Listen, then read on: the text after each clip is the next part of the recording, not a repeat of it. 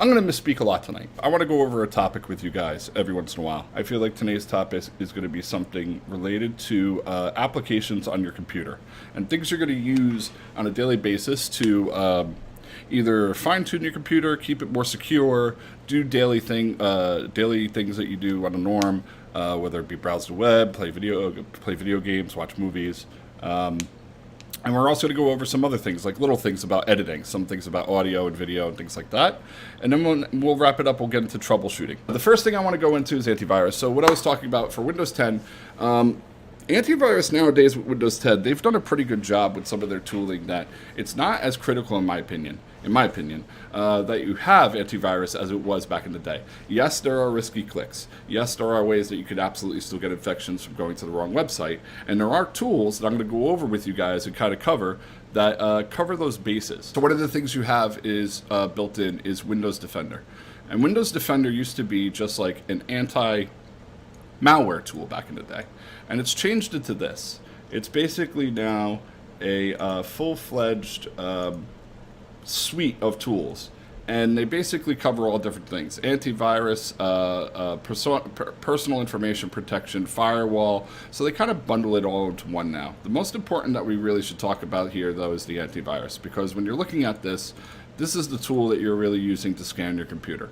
This is scanning for malware, this is scanning for viruses, this is scanning for zip files, and there are ways that you can actually change this and make it even more thorough. For Windows 10, it's nice and convenient. You just type in whatever you're looking for, Defender, and it just comes up. And once this opens, you're right in the security panel for it. And I went to open Windows Security, and this is the main interface. If you're really that worried about antivirus and you want coverage, you want to make sure that you're not going to have a problem, some free options are out there. The one of two that I would prefer over the rest are Avira Antivirus, right? And you're going to look up Avira Free. And Avira Free is this red umbrella. Now, a lot of people don't like this for different reasons. I actually rejected Avira after a while because I had problems with it, specifically with exclusions. They've gotten better. But like I said, if you're looking for a free antivirus, you're not going to find something that's not going to serve you pop-ups. The other one that's not as obtrusive, it doesn't run, I feel, as much operations, because I feel like Avira now has packaged so much extra crap with it. You have to be very, very careful. AVG also has a free client. Now, this one is not as obtrusive. It doesn't bundle as much crap, in my opinion, and it also doesn't run as much resources, I feel like. Another two tools that I like to use. These are both for making sure that when you hit websites, you're keeping yourself safe. You run these when you have all your websites closed, and they basically will keep a list of active, known websites that are bad to visit.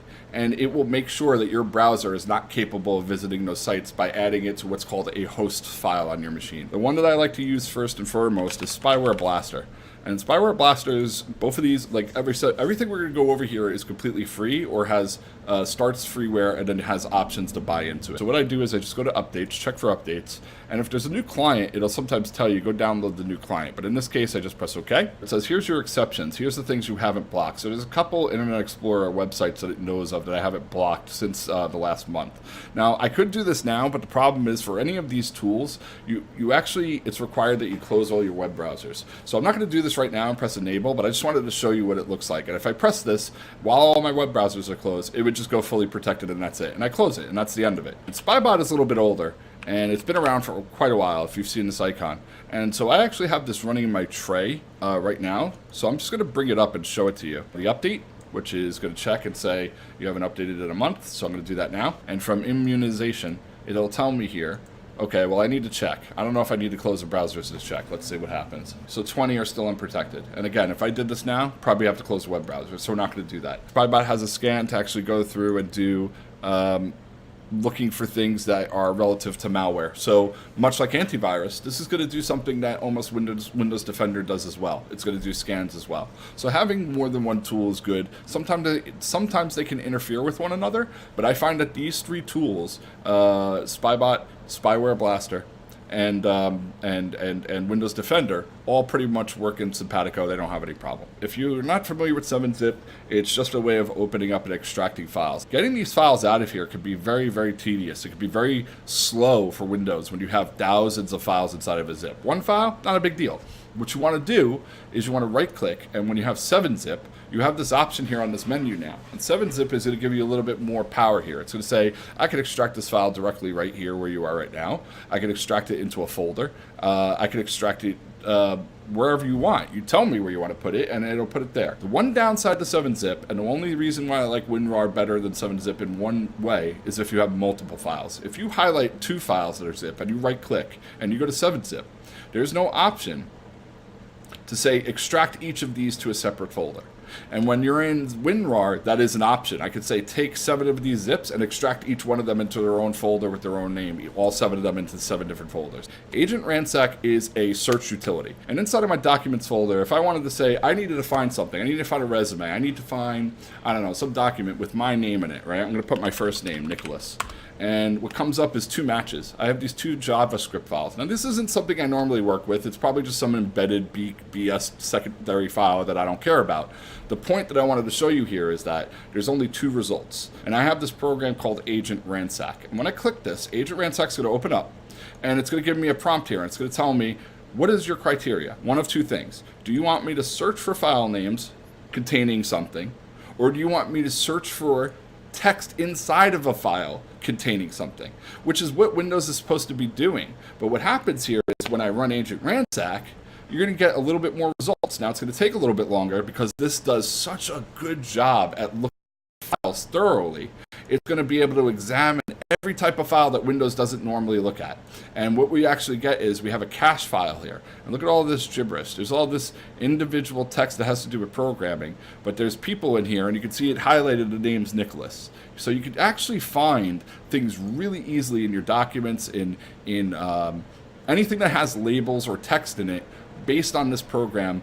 So much easier than Windows can, and usually so much faster. So CCleaner's got a rough history. It got hacked once or twice before. Somebody obtained the installer for CCleaner, and they were able to inject a malware into that CCleaner installer. They didn't notice for a patch or 2, and because of that, people's machines were getting overwritten by this updater and basically being served a virus from a legitimate source. It was really bad for them.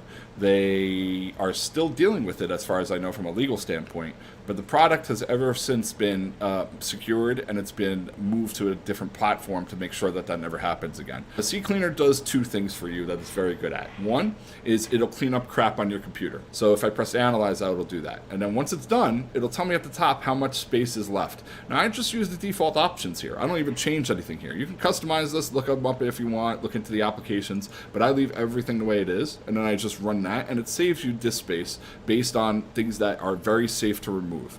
And then the second is the registry tool. The registry tool is going to look at old programs you uninstalled, things maybe you didn't uninstall correctly, things you thought uninstalled correctly, but maybe they didn't.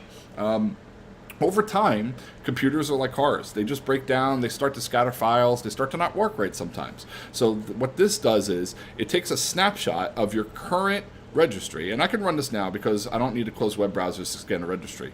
And there always going to be something shows up in this, no matter what. If you run this and immediately run it after, you're going to have stuff that's going to show up. So no matter what shows up here, take it with a grain of salt. But the point is, I run this when I uninstall programs, when I'm finished uninstalling hardware. So this will clean up a lot of residue from old applications and things like that, things that are left behind. And you can actually see here, these are some old downloads I had. So there's reference to these somewhere in Windows that's saying, oh, these were recent files I worked with. And because I deleted them, they're no longer referenced, they're no longer needed. So this is going to clean that up. Now what I do before I do that is when I press Fix Selected Issues, it will say to me, do you want to back up the registry beforehand? You absolutely 100% always want to back this up before you do that. You're going to press yes, and then you're going to go find a folder safe to put this file, because if anything goes wrong after you're done doing this, this is your only way you're going to be able to fix those programs. Otherwise, you're going to have to reinstall a lot of things to fix it. Next program is Notepad++. This is what I'm actually using right now to construct this whole list of applications with you guys. Notepad++ is just a replacement for Notepad, plain and simple. This is why I like it, is tabs.